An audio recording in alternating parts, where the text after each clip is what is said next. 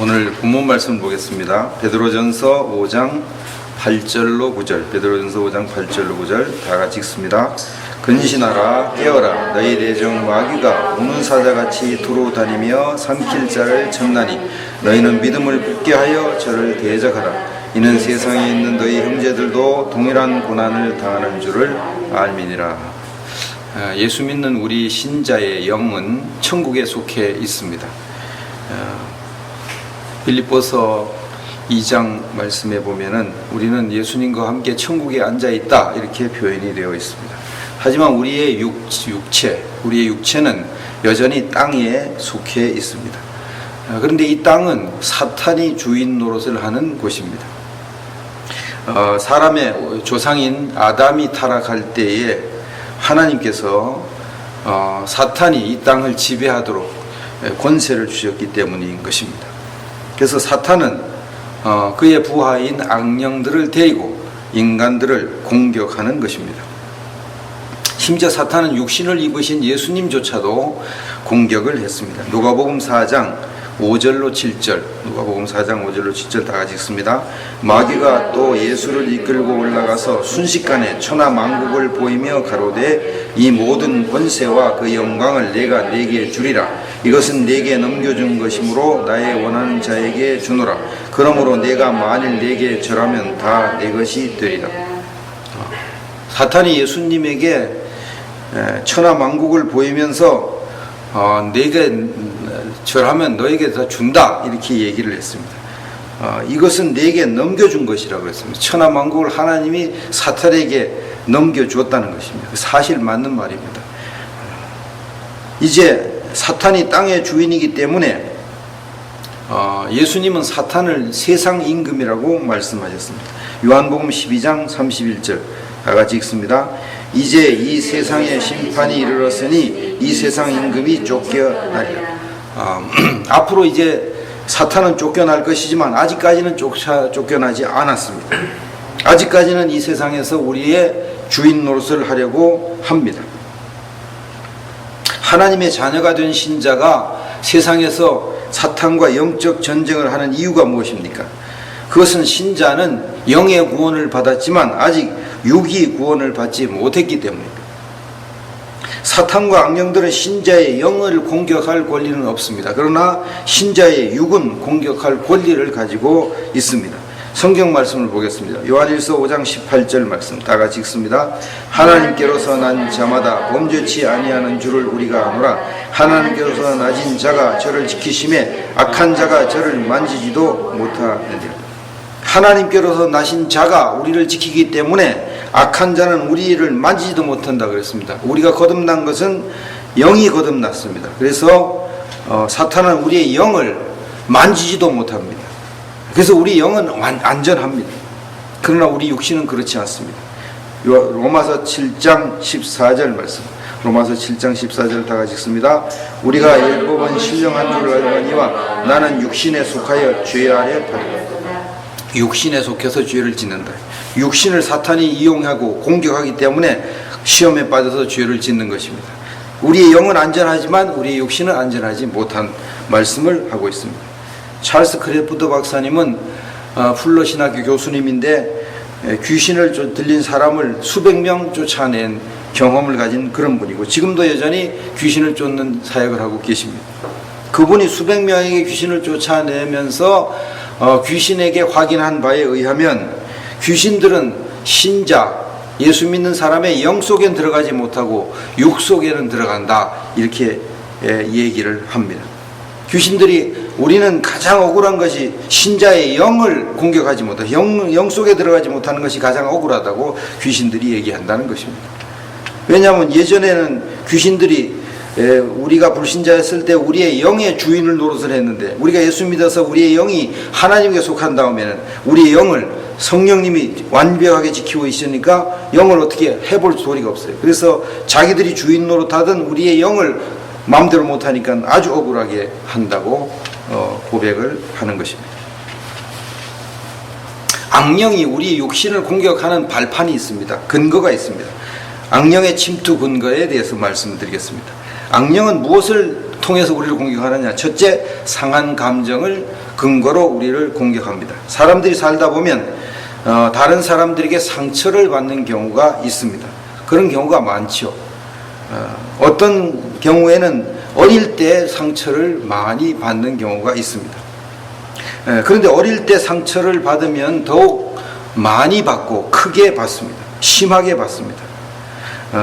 그런데 그런 상처들 때문에 미움이 생기고 두려움이 생기고 절망, 외로움, 욕심 같은 것이 생깁니다. 이런 감정을 그냥 두면은 그것이 죄로 발전하죠. 왜냐하면 사탄이 그것을 이용해서 죄를 짓게 하니까. 미움을 이용해서 남을 미워하는 죄를 짓게 만들고, 두려움을 이용해서 하나님을 못 믿게 만드는 죄, 절망을 이용해서 하나님에게 절망하는 죄를 짓게 만듭니다. 외로움을 이용해서 또 죄 짓게 만듭니다. 욕심을 잉태해서 죄를 짓게 만듭니다. 그래서 이런 그 상한 감정을 그냥 두면 결국은 사탄의 이용물이 되는 것이죠. 가인을 보십시오. 가인은 아벨에 대한 미움을 그냥 두었기 때문에 결국은 아벨을 죽이는 죄를 짓고 말았습니다. 다윗은 여자에 대한 욕심을 그냥 두었기 때문에 자기 부하의 아내를 빼앗는 죄를 지었습니다. 그래서 이런 그 상처로 인한 감정, 상한 감정을 그냥 두면 결국은 죄를 짓게 되고 사탄이 그것을 이용해서 범죄자로 만드는 것입니다. 두 번째는 사탄은 사람이 범죄 행위를 하면 그것을 근거로 사람을 공격합니다. 사람이 죄를 지으면 악령은 그 죄를 이용해서 공격하기 때문에 악령이 더욱 힘을 받습니다. 죄를 그냥 두면 더 큰 힘을 발휘합니다. 사울 왕은 다윗을 시기하는 죄를 그냥 두었습니다. 그래서 다윗이 자꾸 보면 더 미워요. 그러니까 막 다윗을 죽이려고 해요. 결국은 다윗을 이제 강제로 내쫓은가 당하고 죽이려고 하니 다윗이 도망갔죠. 결국은 따라다니다 결국 자기가 죽었는데, 이렇게 죄를 그냥 놔두면 사탄이 그 죄를 근거로 더 강한 힘을 발휘해가지고 사람을 더 죄짓게 만드는 것입니다. 아나니아와 삽비라 부부는 자기 과시 욕심을 가지고 있었습니다. 그래서 헌금을 이제 하면서 절반을 감추고 남은 그 절반만 바치면서 다 바치는 것처럼 과시를 했습니다. 그게 결국은 성령을 속이는 그런 죄를 지었고 결국은 그 즉시 죽임을 당했습니다. 세 번째는 저주입니다. 저주를 이용해서 사탄은 우리를 공격합니다.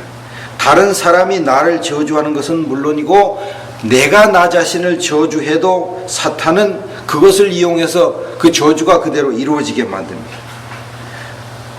그 저주를 거부하지 않고 묵인하거나 받아들일 때 저주가 빨리 임하도록 사탄이 역사합니다.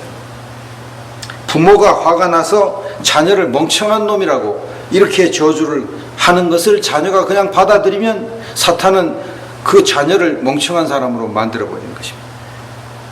자기 자신이 나는 좀 멍청하다 이렇게 자기 자신이 자기 자신을 저주할 때 그 용납하면 사탄이 너는 멍청한 사람이라고 이제 공작을 해서 멍청한 사람으로 만드는 것입니다.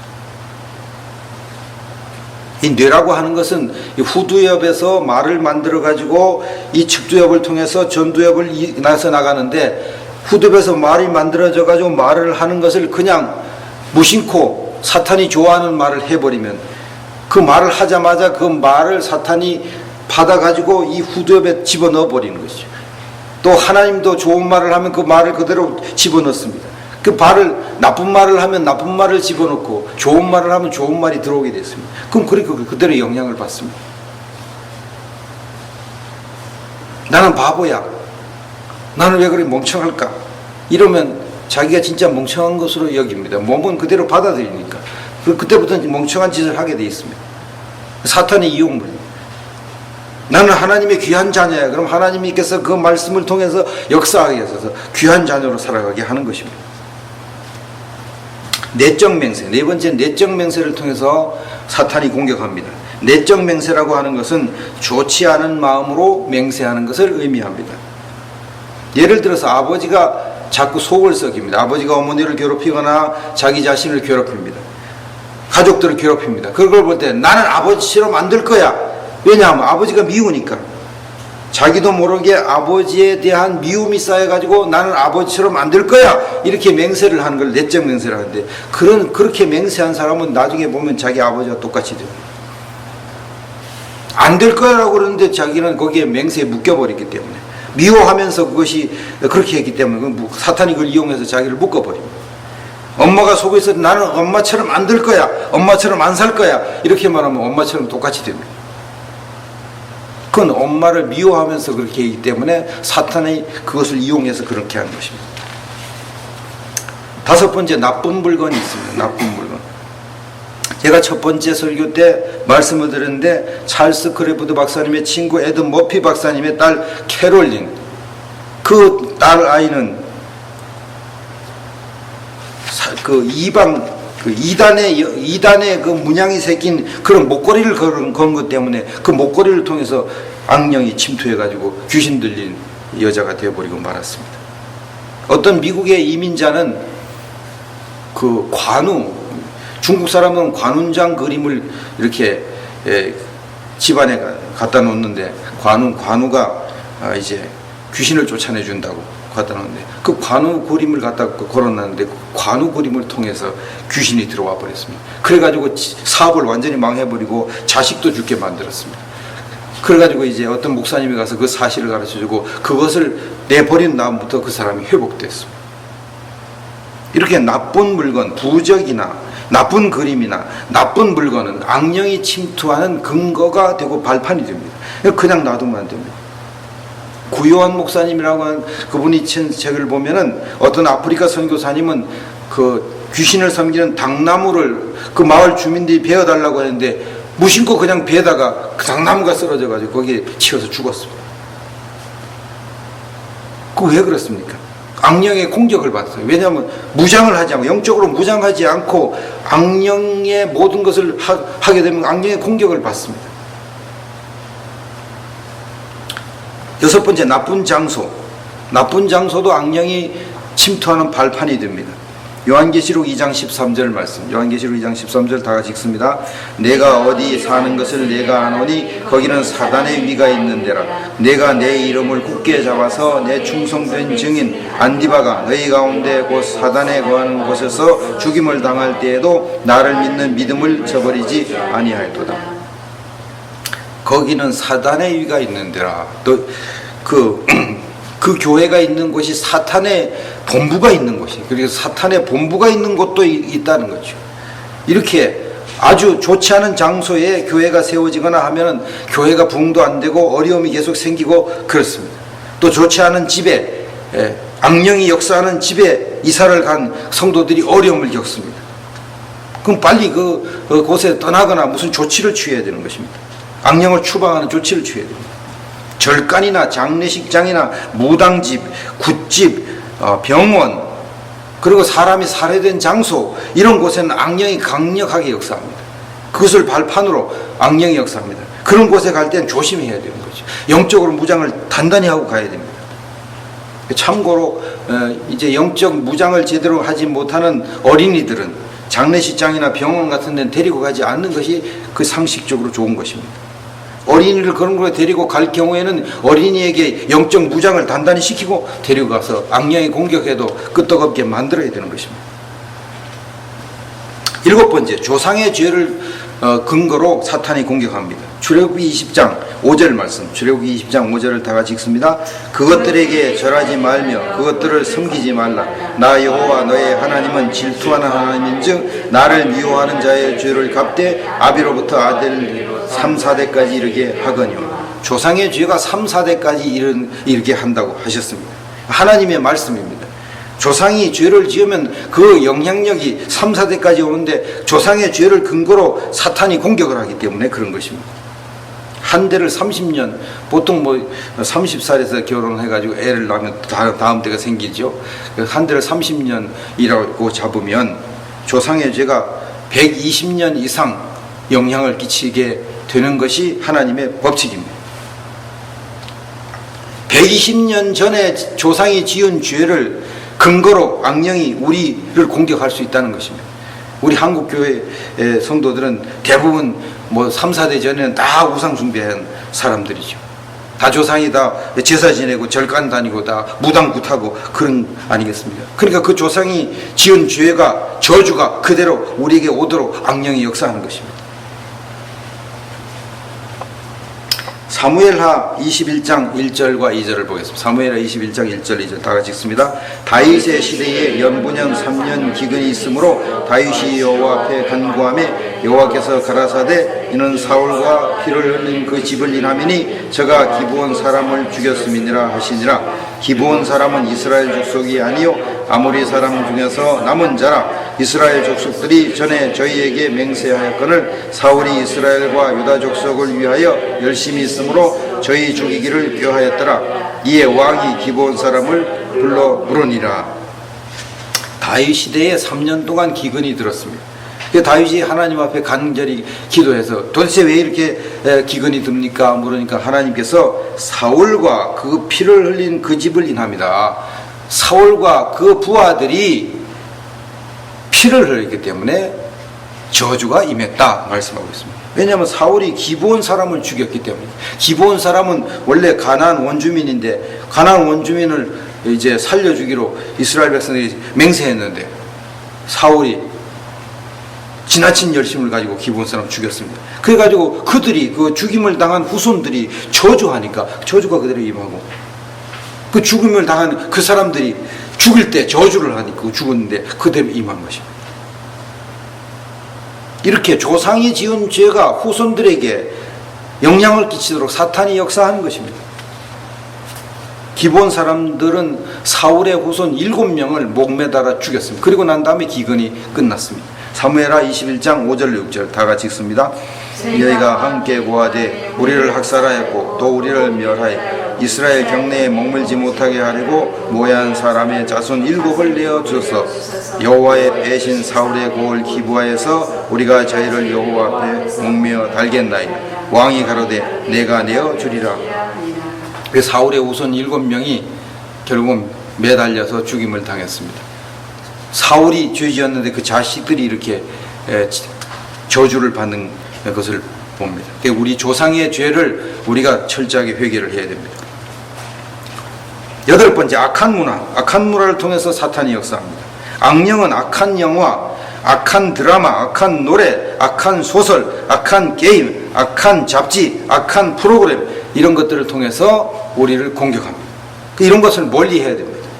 무심코 아이들이 요즘 유행하는 그 아이돌 가수들 노래 그냥 무심코 듣다가 그냥 악한 영에게 들려버립니다. 악한 영에 사로잡힙니다. 그래가지고 그냥 그런 중독에 빠지고 노래 중독에 빠지고 또는 게임 중독에 빠지고 드라마 중독에 빠져가지고 공부도 게을리하고 막 그렇게 합니다. 어떤 사모님은 무심코 드라마를 보다가 악한 장면을 봤는데 그 장면을 보는 순간 귀신이 들어와 버렸습니다. 그래서 그때부터 계속 괴롭힘을 당해서 고통을 당한 고백을 했습니다. 9번째, 악한 단체를 통해서 귀신이 들어옵니다. 이단 종파, 이단 종교, 폭력 단체, 음란 단체, 이런 것들은 악령의 발판입니다. 악령이 이런 단체를 이용합니다. 그렇기 때문에 그런 단체를 될 수 있는 멀리 해야 되죠. 주님께서 말씀하기를 이단에 속한 자를 한두 번 훈계한 후에 멀리 하라 그랬어요. 멀리 하라. 섣불리 이단에 들린 사람들과 이렇게 가까이 하고 하다가 큰일 나는 것입니다. 선교 차원에서 그들과 가까이 할 경우에는 영적으로 무장을 단단히 하고 접근을 해야 악령의 공격을 이길 수가 있습니다. 우리는 우리 자신에게 들어있는 귀신도 쫓아내야 되지만 다른 사람들에게 들어있는 귀신, 특히 신자들에게 들어있는 귀신들을 쫓아내야 됩니다. 풀러 신학교 찰스 크래프트 박사님은 귀신을 쫓아내는 사역, 축사사역 혹은 축기사역이라고 하는데 축사사역이 필요한 것을 3가지로 설명했습니다. 첫째, 하나님이 우리가 사탄에게 매어있는 자들을 자유롭게 해주기를 원하시기 때문에 축사사역을 해야 된다, 그렇게 말씀했습니다. 마태복음 10장 5절로 8절, 마태복음 10장 5절로 8절 다 같이 읽습니다. 예수께서 이 12를 보내시며 명하여 가라사대 이방인의 길로도 가지 말고 사마리아인의 고래도 가져가지 말고 차라리 이스라엘 집에 잃어버린 양에게로 가라. 가면서 전파하여 말하되 천국에 가까웠다 하고 병든 자를 고치며 죽은 자를 살리며 문둥이를 깨끗하게 하며 귀신을 쫓아내되 너희가 거저 받았으니 거저 주어라.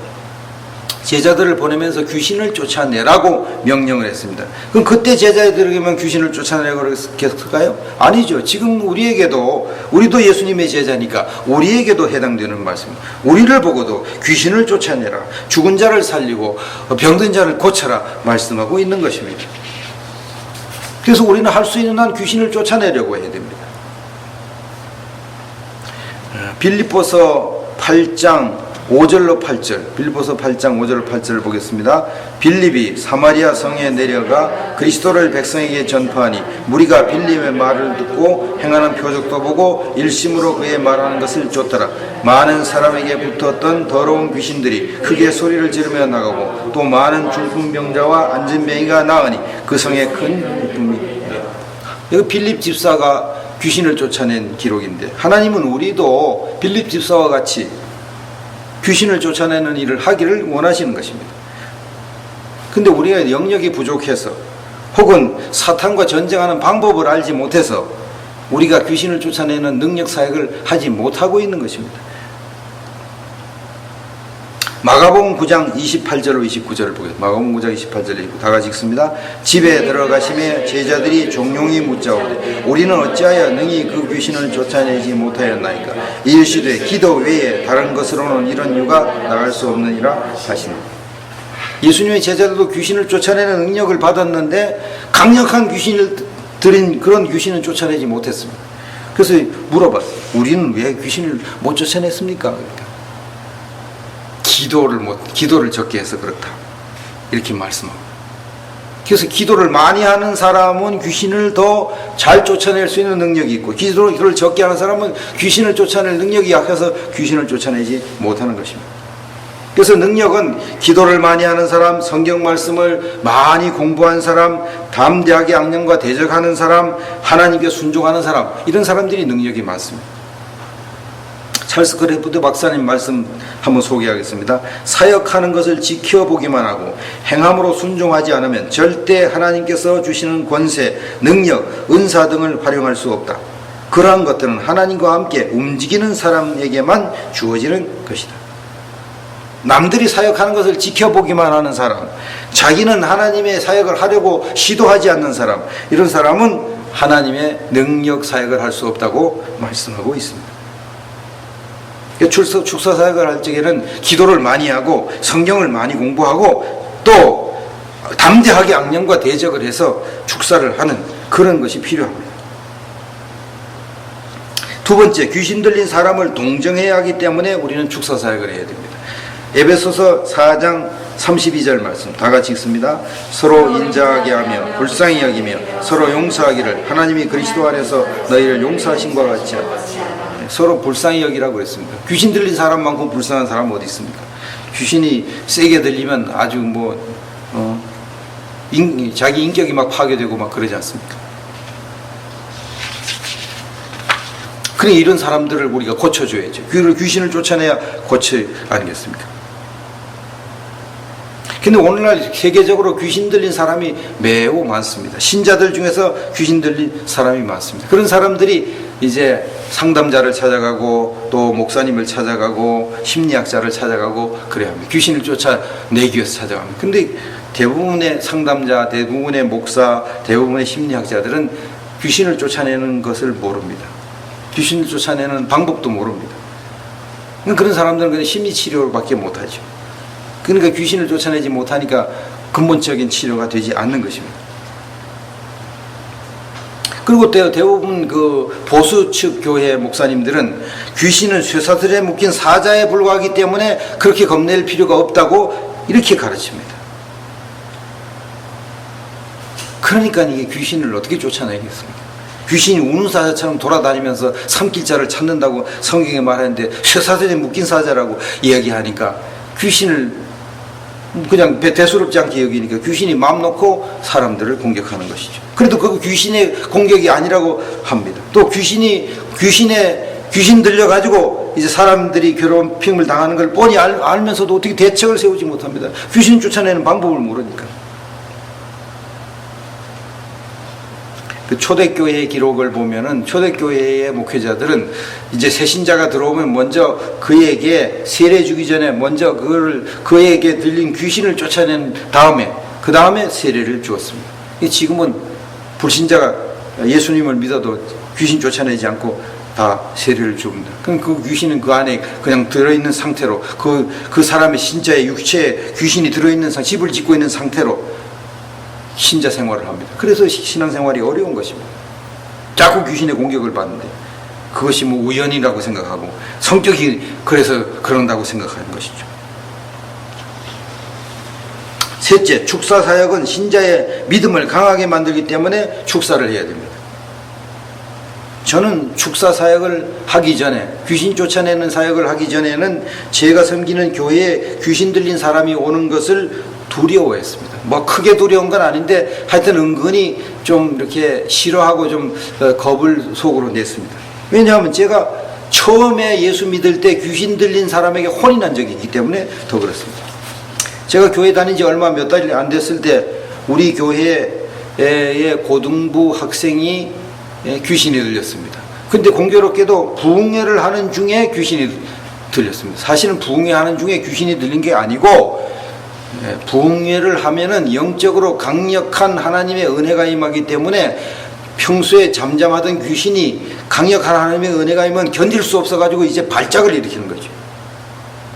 그 평소에 들린 귀신이 그때 드러난 것이죠.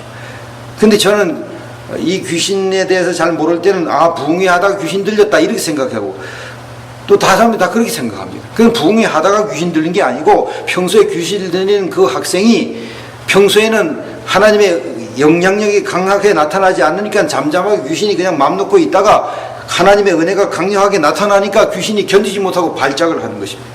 그래서 우리 치유센 평소에 교회에서 아무런 별 이렇게 아무런 뭐 귀신의 역사가 잘 나타나지 않는 사람이 치유센터에 와서 오면 막 발작을 합니다. 왜냐하면 치유센터는 강력한 하나님의 역사가 귀신들이 견디지 못하고 발작을 하게 돼 있습니다. 근데 그런 걸 가서 치유센터 가서 귀신 들렸다 그런 식으로 말하면 안 되는 것입니다. 치유센터 와서 귀신 들린 게 아니라 평소에 귀신 들려서 살다가 귀신들이 숨어서 역사하는데 그걸 모르고 그냥 있다가 치유센터에 오니까 드러나는 것입니다. 이거 마치 평소에 잘 모르는 사람이 병원에 가가지고 의사가 이렇게 아픈 데 가서 탁 건드리면 그때 아프다고 하는 거예요. 그럼 병원에 가서 병든 게 아니고 평소에 병이 들어있다가 의사가 가서 그 아픈 부위를 탁 건드리니까 그냥 아픈 거예요. 의사가 능력이 있으니까 아픈 부위를 탁 건드려요. 그 원리가 같은 것입니다. 만약 여러분들이 어떤 교회에 갔을 때 누가 귀신 들린 그런 모습을 보인다 그러면 이 교회는 하나님의 강력한 은혜가 있는 교회구나. 그걸 깨달아야 되는 거예요. 뭐 귀신 들리는 교회도 다 있냐 이렇게 생각하면 오산인 것입니다. 어지간한 교회에 가면 귀신들이 끔찍도 안 합니다. 근데 강력한 기도가 있는 교회, 강력한 찬송이 있는 교회, 강력한 말씀이 있는 교회, 강력한 성령의 역사가 있는 교회, 그런 교회 가면 귀신이 탁 드러나는 것입니다. 저는 그 귀신 들린 학생을 이제 치유한다고, 그 귀신 쫓아낸다고 어떤 집사님이 우리 청년들을 모아가지고 이렇게 기도를 하겠어요. 찬송을 부르고 기도를, 통성기도, 나가서 통성기도 합시다. 주여! 하고 통성기도 하는데, 기도를 하자마자 그 귀신 들린 그 여학생이 제 머리를 와서 꽉 잡아 움켜쥐었습니다. 그리고 막 흔들기 시작하는 거예요. 아이고, 얼마나 아픈지, 막 소리를, 아프다고 소리도 뭐 창피하게 소리도 못 지고 그냥 주여! 살려주십시오! 살려주십시오! 그래도 안 놓습니다. 안 놓습니다. 귀신은 귀신같이 한다고. 제가 그 초신자인 걸 알고, 제가 제일 초짜거든, 거기에. 초신자인 걸, 귀신을 겁내는 걸 알고, 귀신이 귀신같이 저를 알고 와서 덮친 것입니다. 그래가지고, 뭐, 제발 때리지 않기를 간절히 바라면서 때리지 않고 계속 주 흔들고, 통성기도가 끝날 때까지 흔들고, 통성기도 끝나니까 딱 놓습니다. 그래서 저희가 귀신한테 되게 당했습니다. 그다음부터는 귀신들이 무섭다. 귀신들이 무섭다. 귀신들을 쫓아내는 방법을 모르니까, 대적하는 방법을 모르니까 겁낼 수밖에 없습니다. 그 다음에 목회를 하면서도 은근히 귀신 들린 사람을 이제 두려워했습니다. 귀신 들린 사람이 와서 기도합니다. 기도하면 귀신이 이제 쫓겨나가고 잠잠해지고 고쳐지는, 그런데도 겁납니다. 그런데도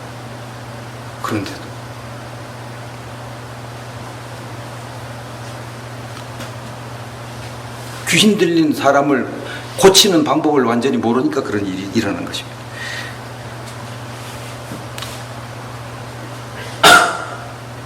어떤 장로님은 귀신 들린 사람이 생겨가지고 거기에 이제 귀신 쫓아낸다고 장로님이 성도들을 이끌고 갔습니다. 가서 찬송을 부르고 그 장로님이 대표로 갔으니까 귀신에게 명령합니다. 예수님의 이름으로 귀신아 나가라! 이렇게 명령하니까 그 귀신이 히히히 비웃으면서 너는 내 종이다! 그 장로님이 기가 막혀 내가 왜 네 종이냐? 나는 하나님의 종이다! 그러니까 야! 네가 무슨 하나님의 종이냐? 너는 내 종이야! 왜 내가 너 종이야? 야 임마! 네가 임마 몰래 담배 피우는 거 내가 다 알아 임마! 그러니까 너는 내 종이지! 그래가지고 장로님이 세상말로 개망신을 당하고 회개를 했습니다. 귀신이 귀신같이 압니다. 영력이 약한 사람, 몰래 죄를 짓는 사람, 이런 사람 귀신같이 압니다. 그런 사람은 귀신을 쫓아내려고 하면 안 됩니다. 귀신에게 당합니다. 자기가 영적으로 무장이 잔잔히 되고 경건 생활을 충분히 하고 귀신을 쫓아내야 되는 것입니다. 스괴와 제사장의 7 아들이 귀신을 쫓아내려고 하다가 귀신에게 덮어 씌워가지고 공격을 당해서 벌거벗고 도망친 거 아시죠? 사도행전 나오면. 아무나 귀신이 쫓아내는 건 아닙니다. 귀신 쫓아내는 능력을 우리 모두에게 주긴 주었는데 능력이 약한 사람은 귀신을 쫓아낼 수가 없습니다. 귀신보다 능력이 약하니까 못 쫓아냅니다. 그런 능력까지는 안 되는 것입니다. 저는 지금 이제 양촌치유센터에 와서 치유도 받고 제 속에 있던 귀신도 쫓아내고 또 귀신 쫓아내는 방법도 배우고 또 경건생활도 열심히 하고 그러니까 이제는 귀신을 잘 쫓아냅니다. 귀신 들린 사람 만나면 절대 겁이 안 나지 않고 잘 걸렸다 이제 잘 걸렸다 자신감이 팍팍 생기죠.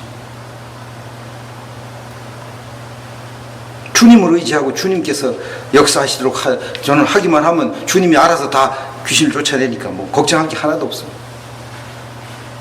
여러분들이 이제 귀신을 쫓아내는 일을 할 때는 영적으로 무장을 단단히 해야 된다는 사실, 이것을 꼭 명심해야 됩니다. 여러분 자신만 아니라 여러분의 가족과 여러분의 직장까지 영적으로 무장을 단단히 하고 그 일을 해야 됩니다. 그냥 하다가는 그대로 귀신에게 내가 공격을 한 내가 무장이 돼 있고 가족들이 무장 안 되면 나를 치지 못하고 가족을 쳐버립니다. 직장을 쳐버립니다. 조심해야 됩니다.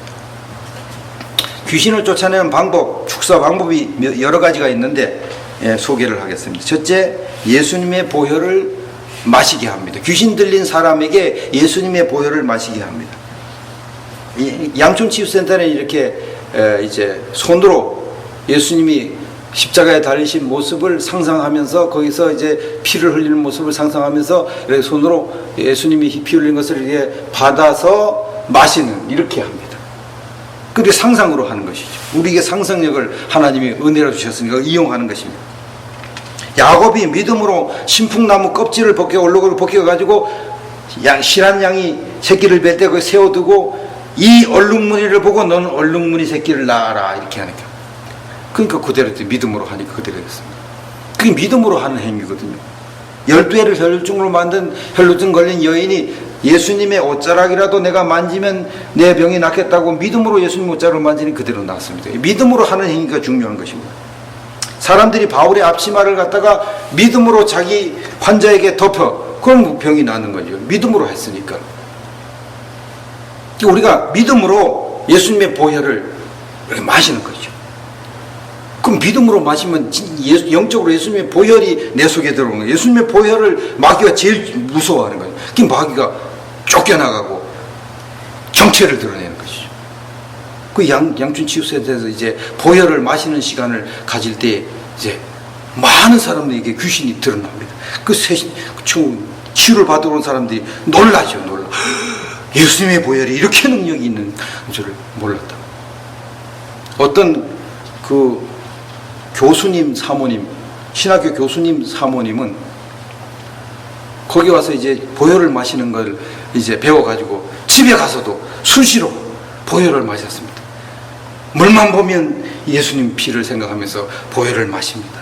물을 마실 때도 나는 예수님의 보혈을 마십니다. 이렇게 하고 마십니다.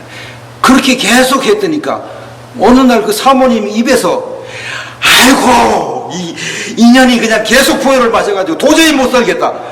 그 사모님 입에서 귀신이 말을 했고 사모님이 깜짝 놀랐습니다. 깜짝 놀랐습니다. 신학교 교수님 사모님의 속에 귀신이 숨어 있었던 것이죠. 그래가지고 도저히 못 살겠다 그러면 도망갔다는 것입니다. 그렇게 보혈이 능력이 있습니다. 여러분도 집에서 한번 보혈을 마셔보십시오. 그 다음에 예수님의 이름으로 귀신에게 명령하라. 예수님의 이름이 권세 있는 건 다 아시죠? 성령의 불로 귀신아 물러가라, 떠나가라, 이렇게 하는 것입니다. 그 다음에 성령의 칼, 하나님 말씀, 성령의 칼로 너를 치노라, 그렇게 하는 것입니다. 그 다음에 찬송을 통해서 귀신을 쫓아낼 수 있습니다. 찬송을 부를 땐 특별히 보혈 찬송, 보혈이 능력이 있으니까 주의 보혈 능력이 있도다. 보혈 찬송을 부르면 귀신이 벌벌 떱니다. 그래서 귀신을 쫓아낼 땐 보혈 찬송을 열심히 부릅니다. 어떤 목사님이 이제 귀신을 쫓아내는 그 교회에 어떤 학생이 귀신 들려가지고 막 그럴 때 가서 귀신을 쫓아내는데 귀신이 안 나갑니다. 근데 저쪽에서 성가대가 보혈 찬송을 부르고 있었습니다. 성가대 연습을 하고 있어요. 보혈 찬송 연습. 그러니까 귀신이 그 학생에 들은 귀신이 저 찬송 좀 부르지 못하게 해. 저 찬송 부르지 못하게 해. 그럼 보니 가만히 찬송 연습하는 걸 들으니까 보혈 찬송을 부르는 거예요. 저 찬송 듣기 싫어. 그러니까 귀신이 보혈 찬송을 듣기 싫어. 보혈이라는 말 자체를 듣기 싫어하니까. 그래가지고 그 성가대원들 불러다가 옆에다가 세워놓고 여기서 찬송 불러라. 그러니까 그래서 찬송을 막 불렀어요. 그런데 귀신이 그냥 도망가버려요. 그래서 찬송도 능력이 있습니다. 그 귀신이 드러나는 증표에 대해서 말씀합니다. 귀신이 드러날 때 어떻게 드러나느냐. 평소에 귀신이 들어있는데도 귀신이 아주 교묘하게 숨어서 역사합니다. 마치 간첩이 와가지고 몰래 하는데 간첩이 공작을 하는 것도 모르고 그대로 당하는 경우가 많지 않습니다. 뭐 우연히 그렇게 되겠지. 간첩이 교통사고를 내가지고 어떤 사람을 죽였는데 또 우연히 교통사고가 나서 죽었겠지, 이렇게 생각하는 거예요. 귀신이 와가지고 자기 속에서 자기를 괴롭히고 또 가족들을 괴롭히고 하는데도 이건 뭐 어떻게 하다 보니 그래 됐겠지, 뭐 재수가, 어떤 사람들은 뭐 재수가 없어 그렇게 됐겠지, 이렇게 생각합니다. 또 내 성격이 나빠서 그렇게 됐겠지, 이렇게 생각합니다. 귀신의 장난인 걸 모르고요. 모든 죄 짓는 것은 다 귀신의 장난이에요. 그 귀신이 이제 잠복하고 있다가 성령의 강력한 조명, 빛이 비치고 하나님의 능력이 임하고 은혜가 임하면 견디지 못하고 정체를 드러냅니다. 간첩을 포위했다, 꼼짝 말고 나와라 그러면 손 들고 나온 것 같습니다. 그거 드러날 땐 이제 귀신이 나타나는 증거가 있습니다. 증표가 있습니다. 첫째는 가장 흔하게 하는 것이 기침하는 것입니다. 멀쩡한 사람이 갑자기 기침을 막 해야 됩니다. 감기 걸려 기침하는 건 그건 아니고, 감기도 안 걸렸는데 기침이 나온다. 이건 귀신에 들어가는 거예요. 특별히 양촌치유센터에서 보면 보혈을 마실 때에 기침을 사람들이 많이 합니다. 찬송 부를 때 기침을 많이 합니다. 통성 기도하다 기침을 합니다.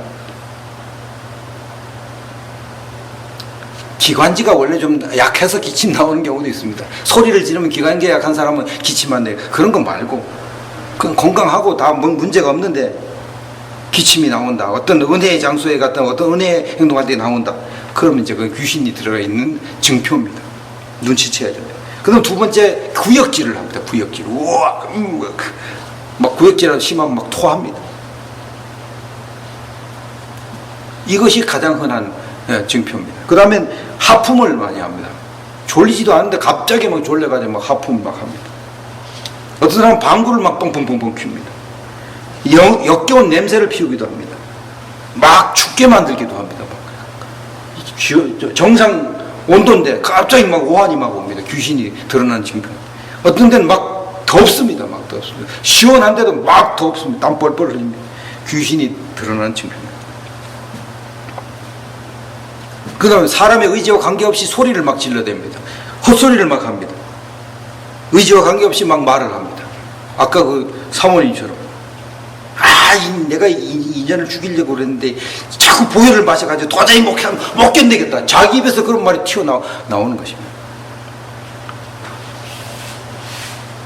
우리 집사람이 치유한 어떤 자매님은 내가 인연을 죽이려고 들어왔는데 자기 입으로 그런 얘기를 합니다.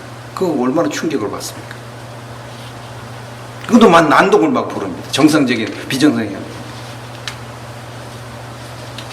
이런 것을 보고 이 귀신이 들렸구나 알 수가 있습니다.